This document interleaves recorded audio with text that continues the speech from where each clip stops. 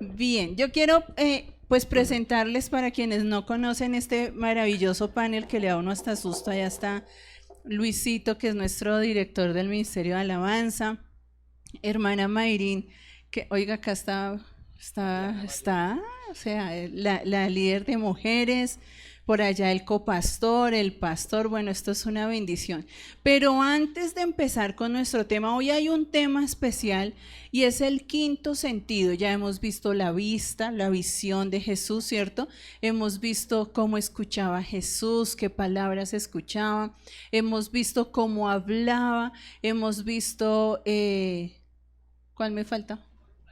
El olfato, el olor de Jesús, ¿cierto? Que todos nos enteramos que Luisito no tiene olfato, no por el COVID, sino por una condición, por un accidente que él tuvo. Y nos hace falta el tacto, el toque de Jesús, y de eso es de lo que vamos a hablar en esta mañana. Pero antes de eso, yo quisiera que rápidamente, en 2 minutos, cada uno de mis panelistas me contaran qué es lo clave que esta iglesia debe llevarse a su corazón y a su casa de lo que cada uno predicó. Entonces quisiera darle el paso a Luisito. Luisito, tú predicaste sobre el olfato y junto con Jenny, y yo quisiera que en un resumen así muy rápido tú me dijeras qué es lo más importante que necesitamos saber, entender y que sea revelado en nuestra vida acerca del olfato, del aroma que nosotros debemos tener. Bien, gloria a Dios. Muy buenos días, mis queridos hermanos. Sí, pues yo ya me hice, soy más famoso que un youtuber por no tener olfato. Ya todos saben, no tengo olfato, pero lo primordial, yo creo, del aroma de Jesús es que usted ve la palabra y en la palabra él nunca estuvo solo. Él siempre las multitudes eso es lo que resaltaba, siempre las multitudes a él le perseguían, le deseaban. Entonces dice la palabra que él es el deseado. Y algo que yo quiero que de pronto tengamos presentes es que nosotros como iglesia, como hijos de Dios, no debemos ser como de pronto este aroma del perfume de aquella mujer que derramó en Jesús, costoso, costosísimo lo veíamos, pero es un aroma que al fin y al cabo tarde que temprano se desaparece. Por más fino que sea, desaparecerá. Pero el aroma que tenía nuestro Señor Jesús todavía no ha desaparecido. Esa aroma todavía está impregnada tanto en usted como en mí. Esa es la aroma que debe resaltar, la aroma que nosotros presentemos ante Él, como el Padre le decía a Jesús, le dijo en su bautizo: este es mi Hijo amado, en quien me complazco, en quien yo estoy contento, en que tengo plena complacencia es en Él. Qué hermoso sería que nuestro olor fuera así tan fragante como el de Jesucristo, y Jesucristo diga lo mismo de cada uno de nosotros. Estos son mis hijos amados, en los cuales yo me complazco. Ellos tienen el mismo aroma, tienen la misma esencia mía. Yo creo que eso es lo que nos debe, más que de pronto un milagro, más que cualquier otra cosa, eso es lo que nos debe distinguir, que Jesucristo vive y es la imagen de Él en nosotros hoy en día, que es el aroma de Él en nosotros. Amén. Gracias, Luisito. Recuerdo que hay un pasaje bíblico donde Dios habla de que ha recibido un olor extraño, un fuego extraño. Así que cada uno de nosotros tenemos un aroma delante del Señor.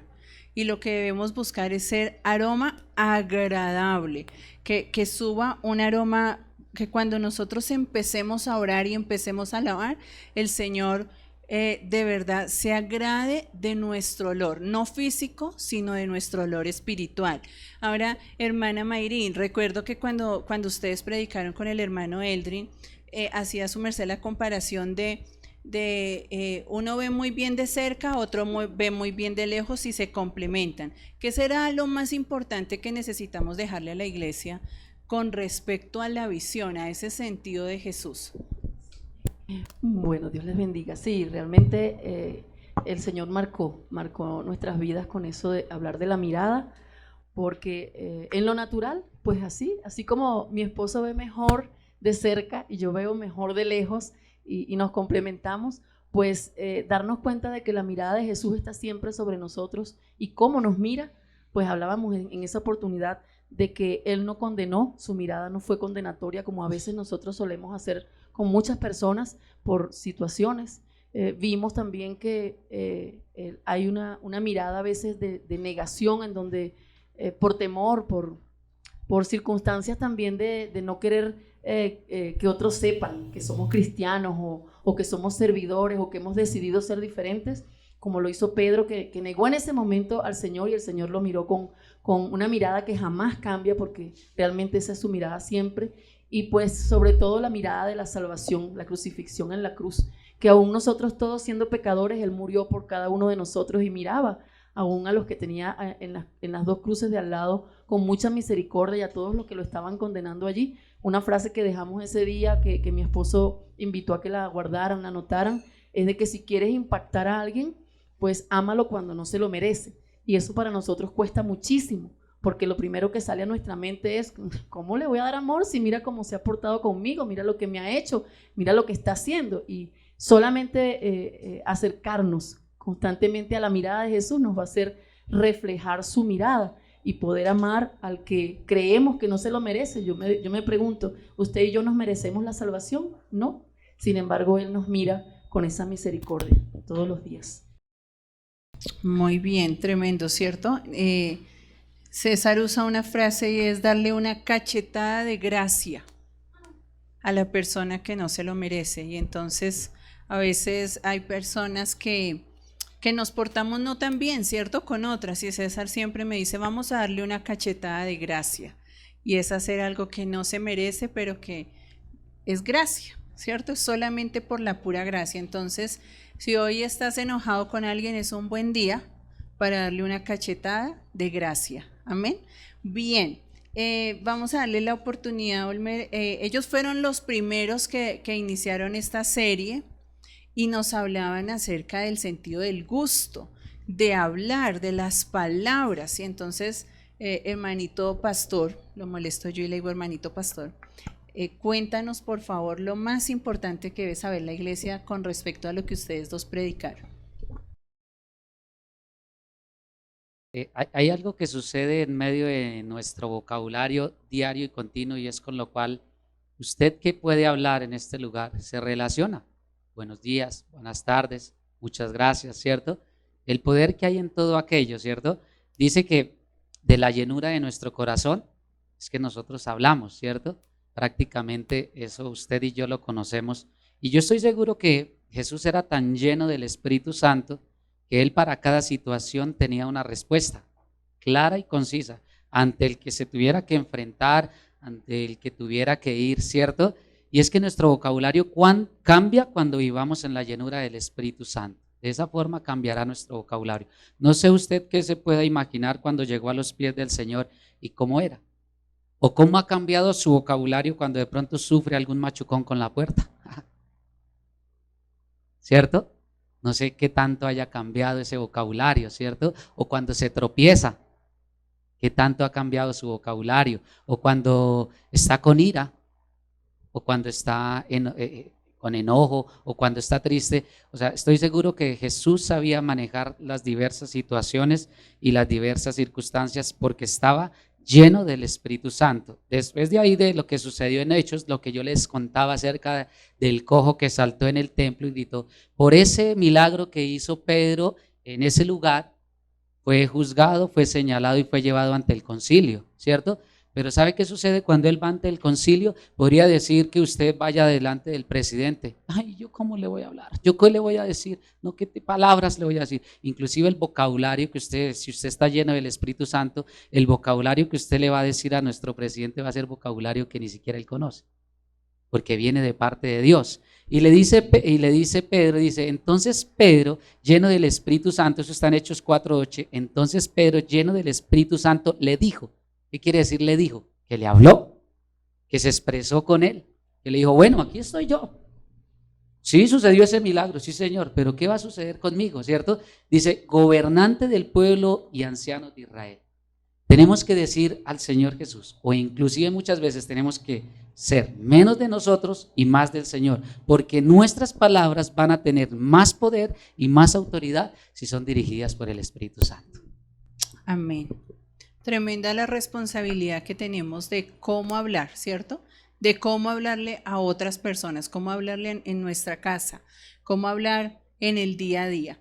Y por último, de las predicaciones de pareja, bueno, creo que predicamos en el segundo turno, en el segundo domingo, pero hablamos justamente de escuchar, de cómo escuchaba Jesús. Entonces, cuéntanos. Coincidió ese mensaje con el punto más álgido, pues, de las marchas y todo eso, que vinimos vestidos de uniforme de Colombia, y son 4 cosas muy concretas. Uno es que Jesús siempre escuchaba más allá de las palabras. Vi un video esta semana de un padre con su hijo adolescente, y el padre le dice: ¿y usted por qué protesta? Dígame una cosa que usted haga, dígame una de sus argumentos para salir a protestar. Muchacho callado, obviamente estaba exaltado, pero va más allá de las palabras. Eso aplica entre parejas. ¿Cómo estás? Bien. Ese bien puede llevar: estoy defraudada, deprimida, triste, al borde del llanto, etc. Número 2, escucharnos a nosotros mismos. Entonces, estar somnolientos significa que no estás descansando bien. Estar un poco más pasados de peso, estamos indicando que no estamos comiendo bien. Estar sin dormir implica que no estás procesando bien las emociones. Entonces, escucharnos a nosotros mismos era clave. Escuchaba las causas más allá de las situaciones, hablando de Jesús, que cómo quisieron volverlo al rey. Y no, este es el rey. Y digo, no, mejor me voy aparte a orar, porque ese no es mi propósito. Y finalmente, Jesús siempre escuchaba al Padre, al Padre. Él frecuentemente estaba buscando al Padre para ver qué era lo que el Padre le decía. Con esas 4 cosas, si lo pusiéramos en la práctica, seríamos mucho más eficientes en las relaciones individuales, interpersonales y con el mismo Dios. Tremendo, porque Jesús, miren, por eso nosotros en esta iglesia insistimos tanto en el modelo de Jesús, porque Jesús, de verdad, como lo cantábamos ahorita, Jesús lo llena todo. En Jesús lo encontramos todo. Jesús direcciona absolutamente toda nuestra vida. Pero ¿cuántos de ustedes pueden decir en su día a día que a veces no saben qué hacer ante una situación? A veces no saben cómo hablar, a veces no saben qué camino tomar, a veces no saben cómo digamos que determinar ciertas cosas que suceden en la vida. A veces no lo sabemos, y por eso necesitamos llenarnos tanto de Jesús. Y en este día vamos a hablar rápidamente también sobre el toque de Jesús. ¿Cuántos quisieran que Jesús les tocara en esta mañana? Yo lo anhelo, de verdad. Yo anhelo un toque del Señor en esta mañana, y creo que Iglesia necesita ser tocada por Jesús. Iglesia necesita ser, digamos que, estar lista, estar apta para que el Señor venga y toque. Cada vez que nosotros vemos que Jesús tocaba una vida, nunca esa vida volvió a ser igual. Así que si tú llevas 2, 3, 4, 5 años igual en la misma situación, nada ha cambiado, necesitas el toque de Jesús. Y entonces quisiera que Luisito me contara un poco. Miren, vamos a ver aquí 4 toques de Jesús. No podemos ver más, 4 formas en que Jesús vino a la vida de personas. Y si usted ve a alguien que al lado se le está durmiendo, hágale así: no se duerma, que esto es importante. A Luisito, que no sabe dormir. Necesita un toque, una cachetada de gracia. Sí. Necesita un encuentro. Si alguien se está durmiendo, dele una cachetada de gracia. No, mentiras, no le hagan caso a la pastora. Ahorita por ahí suena un cachetado. 4 formas en que Jesús, cuando llegó a la vida de alguien, tocó y la vida fue transformada. Y Luisito tiene algo para contarnos acerca del toque de Jesús en un área específica, así que te doy la palabra, Luisillo. Amén, bien. Yo no sé si usted el día de hoy quiere empezar así No sé si usted traiga alguna enfermedad el día de hoy. No lo sé, no lo sé. Pero lo único que le puedo decir es que hay unos ingredientes de un pasaje que le voy a leer que están acá. Hoy están acá. Y el milagro puede suceder. Amén. Y yo tengo una corta reflexión en Marcos 10. Le voy a resumir, por cuestión de tiempo, lo voy a resumir en 10:46 o de ahí en adelante. Está la historia del ciego, de un ciego que se encontraba a las entradas de Jericó. Y pasaba Jesús, él escuchaba y decían, ahí va pasando Jesús, va pasando Jesús. Y él se puso como al tanto, como alerta, y comenzó cuando enfoca a Jesús, cuando logra ver a Jesús que va pasando dentro de la multitud, él comienza a gritar, comienza a decir, Jesús, Jesús, Hijo de David, ten misericordia de mí. Pues digo que mirando, pero él no veía, ¿no? Pero con su oído, usted me entiende, ¿no? Él miraba con su oído. Mira, ya por fe él veía, porque ya lo había ubicado. Entienda ahí esa parte. Entonces, él gritaba y gritaba y de todas formas se daba a notar dentro de la multitud y volvía y gritaba y la gente, dice, la palabra aquí dice, que la gente lo trataba de callar. ¡Ey, cállese! ¡Ah! Este man sí molesta, cállese que va pasando el maestro, no moleste. Y él más gritaba, y él más gritaba, Jesús, Jesús, Hijo de David, ten misericordia de mí. Gritó tanto hasta que Jesús se detuvo, dice la palabra. Dice la palabra de Dios que Jesús hizo un alto en el camino. En el 10:49 de Marcos, ese sí se lo voy a leer. Dice, entonces Jesús, deteniéndose, mandó llamarle. Y llamaron al ciego diciéndole, ten confianza, levántate, que Jesucristo te llama. Yo no sé si usted con su enfermedad, de pronto, si la tiene, usted le ha clamado de esa manera a Dios. Dios, quítame este dolor. Señor, ya no aguanto más sin poder dormir. Ya se me ve en mi cara esta enfermedad, se me nota. Y usted clamándole a Dios y de pronto no ha visto por el momento alguna respuesta. No sé si usted se refleja de pronto con aquel ciego, diciendo, Jesús, ten misericordia de mí, sáname. Jesús, pon tu mano sanadora sobre mí. Yo creo que más de uno se refleja con él aquí. Y entonces sucede algo cuando Jesús llega a él a tocar su vida, a impactar su vida, porque cuando Jesús tocaba a alguien, nadie quedaba igual. Nada era igual para esa persona. Y en el versículo 30 dice, el ciego dice, él entonces arrojando su capa, se levantó y vino a Jesús. Tuvo un acto en el cual se despojó de esa condición. Él tenía una capa porque era también catalogado un mendigo. Él se desprendió de esa situación en la cual él estaba, en la cual vivía, no solo el ser ciego, sino lo llevó a la mendicidad, imagínense. Entonces, hoy es un día en el cual nosotros debemos creer que Jesús está pasando por aquí. Jesús está pasando por aquí. Está pasando por el lado de cada uno de nosotros. Y hoy nosotros, si usted trae una enfermedad, el toque de Jesús va a estar sobre usted el día de hoy. Despójese de la capa que de pronto ha querido tener y no ha soltado. Y muy importante, eso la palabra termina diciendo que Jesús le dice a él, tu fe te ha salvado. Y es tu fe, esos ingredientes son los que están hoy acá. Está la presencia del Señor acá. Está tu fe y también lo que tienes que colocar es despojarte de la condición en la cual el enemigo te quiere tener ahí sumido y no creer que la palabra de Dios es más poderosa que lo que Él quiere argumentar en la vida de cada uno de nosotros. Amén. Amén. Gracias, Luisito. En innumerables, en diferentes ocasiones Jesús se acercó a personas que necesitaban sanidad física y el toque de Jesús trajo sanidad. Así que nosotros podemos creer en la sanidad física. Amén.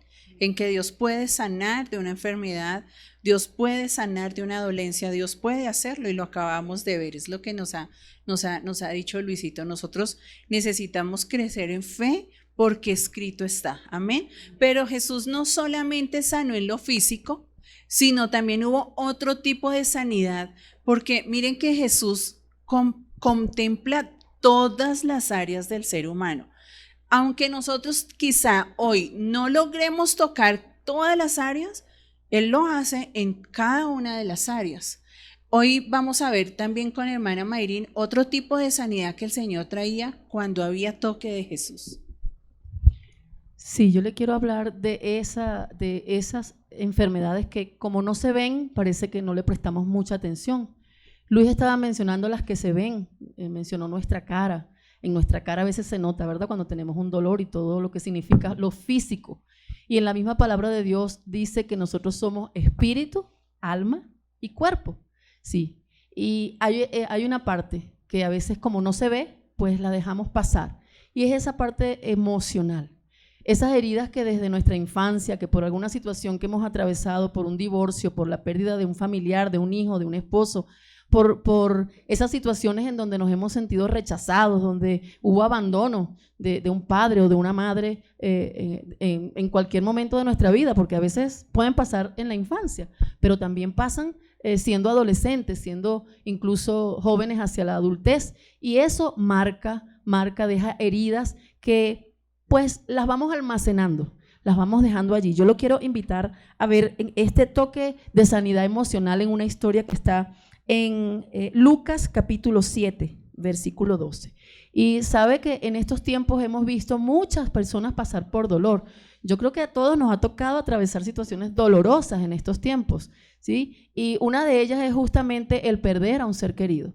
En esta lectura hay una historia de una mujer que había quedado viuda, pero ahora estaba perdiendo a su hijo muerto, estaban en el funeral, estaban en ese momento en el que todos lloramos, todos sufrimos, hay dolor, ¿sí? Y a veces hay personas que son, digamos, como no son sensibles, ¿no? Y parecieran no entender a veces el dolor de otro. Usted se puede imaginar la escena. Vamos a leer un poquito y me gusta mucho esta historia porque aquí además podemos ver todos los sentidos de Jesús manifestados. Fíjese, dice, desde el verso 12, habla de que llevaban a enterrar a un difunto, el hijo único de esa madre, además hijo único, o sea, su único hijo enterrado, ¿no? Y fíjense que en el verso 13 dice lo siguiente, y cuando el Señor la vio, entra allí el sentido de la vista, se compadeció de ella. Y esa compasión tiene que ver con una emoción. Y le dijo, usó su boca, no llores. Él está viendo el dolor de esa mujer.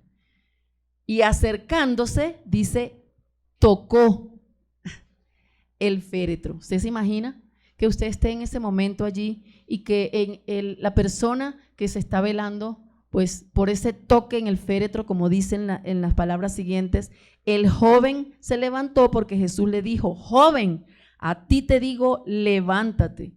Entonces se incorporó el que había muerto y comenzó a hablar. Yo no sé si a usted eso le parecería tan natural, porque nuestra fe debería ver lo natural, creemos en un Dios que hace cosas maravillosas, ¿sí? Pero yo, viendo eso, se levanta el muerto y caigo muerta yo. Yo creo que realmente yo caigo allí al piso también, porque el toque, como dijo nuestro hermano Luis, de Jesús allí, transformó el lugar. Yo creo que todas las personas ahí se miraron a la cara, algunas lloraron más, pero ya no por la situación de la muerte, sino porque no entendían ahora cómo explicar lo que estaba pasando. Pero la mamá, la mujer que estaba en ese dolor, ¿qué cree usted?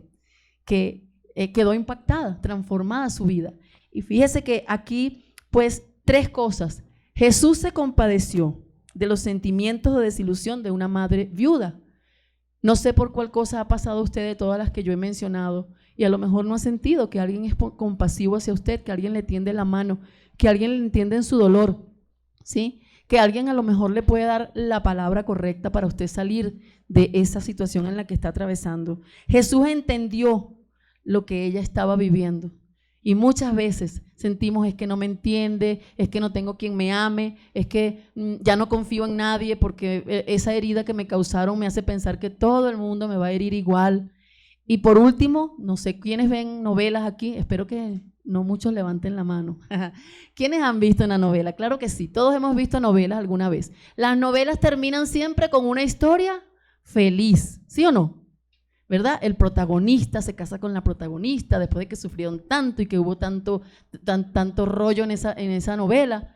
Pero son historias realmente ficticias porque no se muestra toda la realidad. Bueno, en esta historia se mostró toda una realidad porque Jesús es real y Jesús hoy está en este lugar atento al toque que quiere darle a cada uno de nosotros. Y esa historia terminó feliz. Terminó feliz porque hubo un toque especial del Señor. Y vivieron felices para siempre. Tremendo porque digamos que en lo que queremos enfatizar es que Jesús se compadece del dolor y le dice, no llores más, como cuando uno le dice a una persona que está en dolor, tranquila, ya no llore más, ¿cierto? Tuvo compasión y trajo sanidad, no solo física porque levantó al muerto, sino que en sus emociones. Y sé que muchos cristianos, muchos, sufriendo de enfermedades emocionales, mentales, ansiedad, depresión, deseos de quitarse la vida, pero Dios sí puede, Jesús sí puede a través de su toque sanar la emoción, amén, sanar la emoción, sanar el alma. No hablamos mucho en las iglesias del alma, pero el alma necesita ser sana también. De hecho, hay estudios que dicen que cuando tienes una herida en el corazón, muchas veces se somatiza en lo físico. Y es tremendo, estudios científicos. Entonces necesitamos nosotros traer sanidad al alma también, y eso lo hacía Jesús. Pero hubo otro toque, creo que del que parte todo nuestro fundamento por eso estamos acá, y es el toque del que nos va a hablar Olmer. Y escuchen muy atento a eso, porque a partir de este toque parte toda nuestra vida. Realmente por el toque que nos va a hablar Olmer es que nosotros nos llamamos cristianos y es que queremos vivir una vida conforme al Espíritu. Bueno, este toque es el toque de la salvación, ¿cierto? Y hay momentos, yo he pensado ahorita mientras cada uno de mis colegas habla, yo pensaba que para cada uno de estos toques se necesitó tener algo, y ese algo ya está en usted desde el momento en el cual nuestra pastora nos habla que recibió al Señor. ¿Y sabe qué es ese algo? Es algo que dicen que es tan pequeñito, pero que cuando usted lo usa se convierte en algo tan grande, ¿cierto? Y es la fe. Es esa fe que el Señor ha depositado en nosotros, y que para recibir esa sanidad física se necesitó ¿qué? Fe. Para recibir esa sanidad emocional se necesitó ¿qué? Y para usted hacer su oración de fe en algo que no veía, en algo que no es visible, no estaba el Señor Jesús ahí visible para decirle, yo estoy, vea, yo sí, te voy a salvar. Usted hizo la oración de fe, yo lo voy a salvar. No, usted necesitó ¿qué?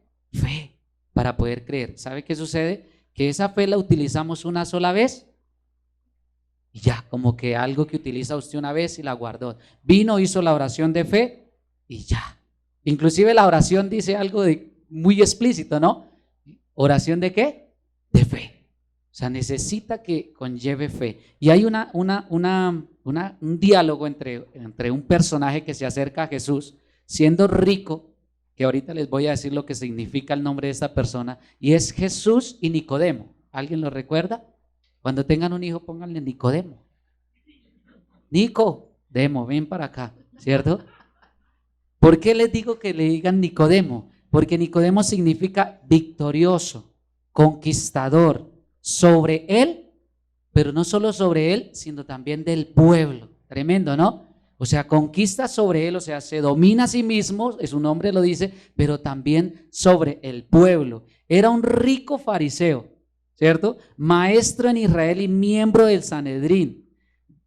Añade que era principal entre los judíos, o sea, era una figura pública, o sea, era un grande. Nicodemo era rico, o sea, yo creo que tenía ovejas, tenía tierras, tenía ganado, tenía de todo, ¿cierto? Y aquí podemos ver que este hombre se acerca al Señor Jesús porque necesita algo que su riqueza no puede comprar.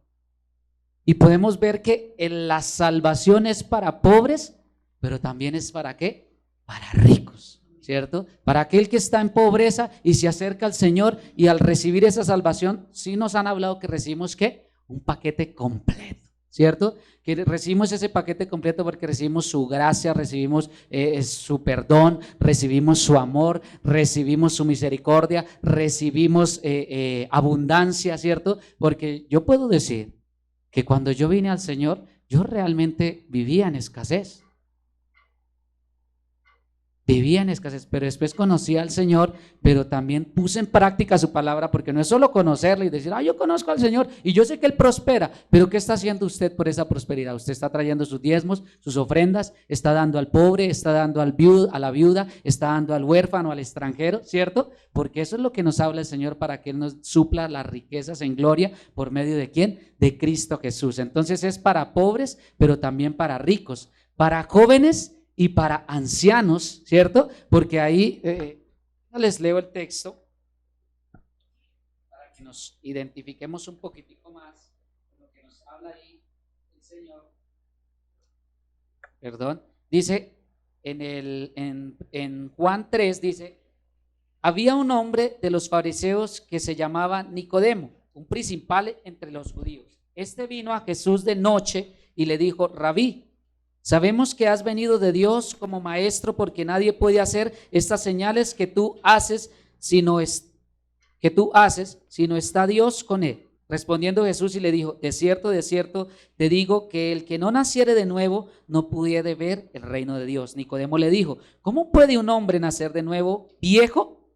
Prácticamente Nicodemo era de larga edad, de largura de días, ¿cierto? Entonces podemos ver que el evangelio es para jóvenes, pero también para ancianos, ¿cierto? Entonces Nicodemo era una persona muy importante, era una persona muy rica, pero le faltaba algo, y era que era pobre en espíritu.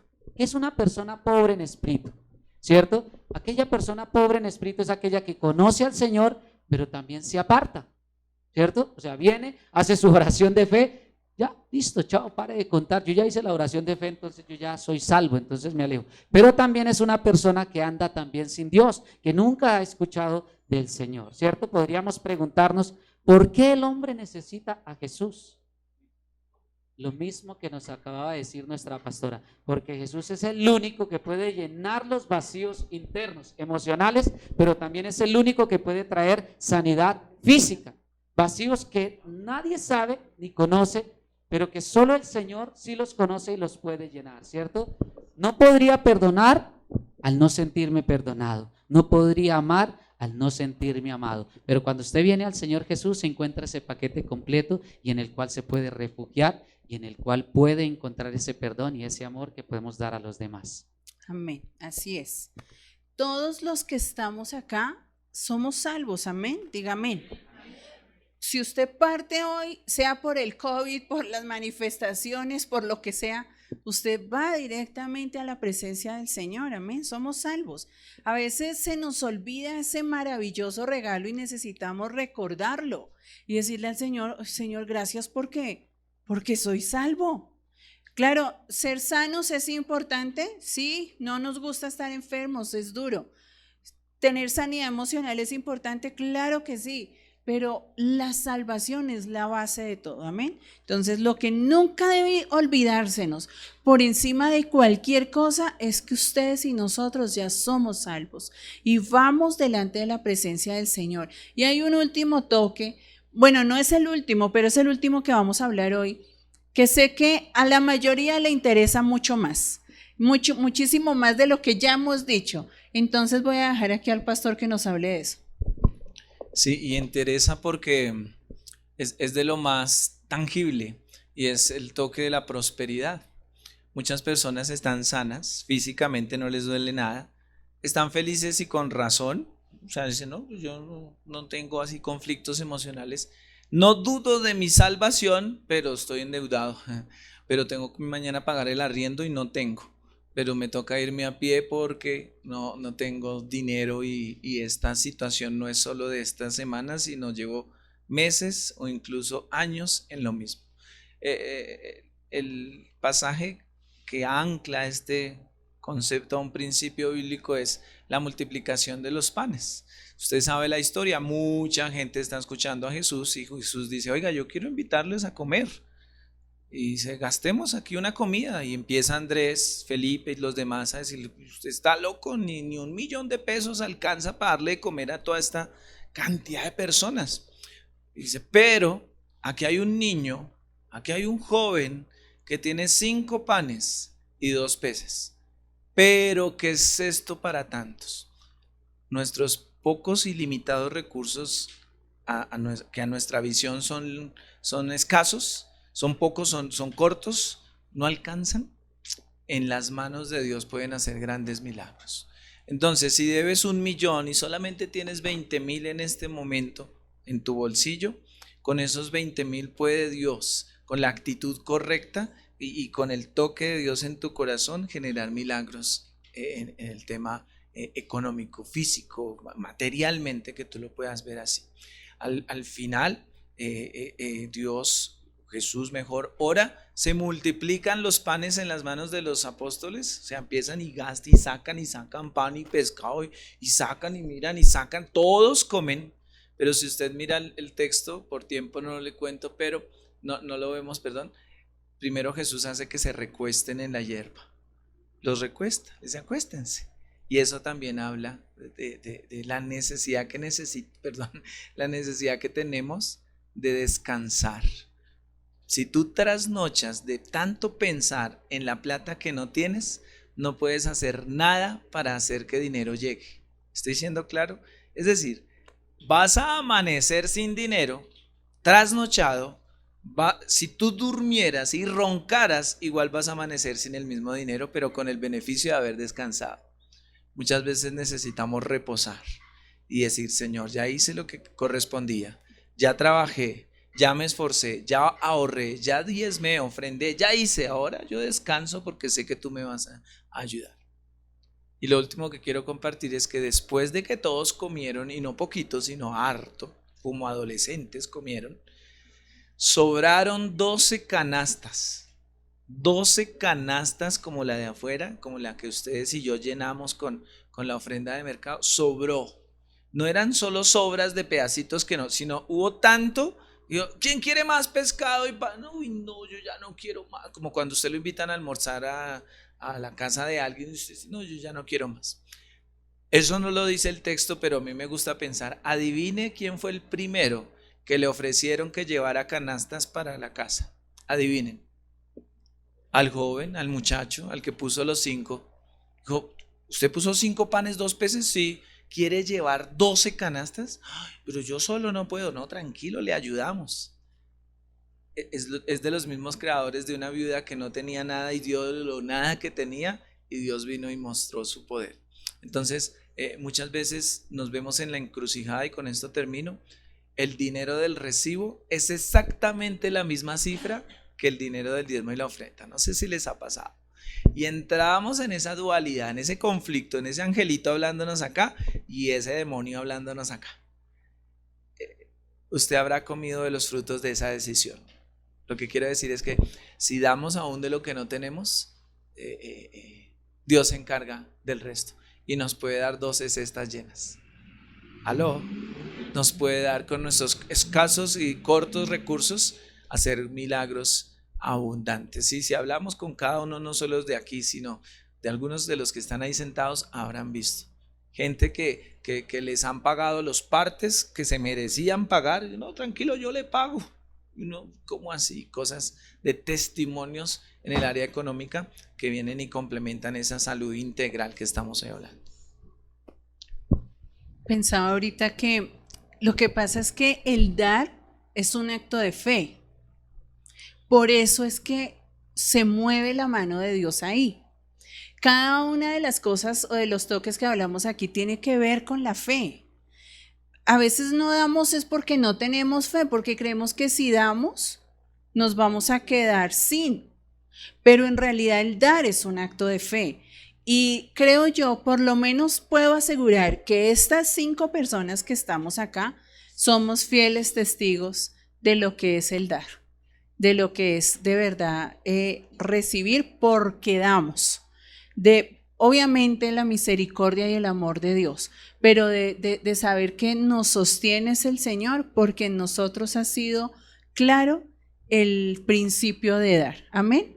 Y yo sé que todos los que estamos acá estamos necesitando hoy día del toque de Jesús.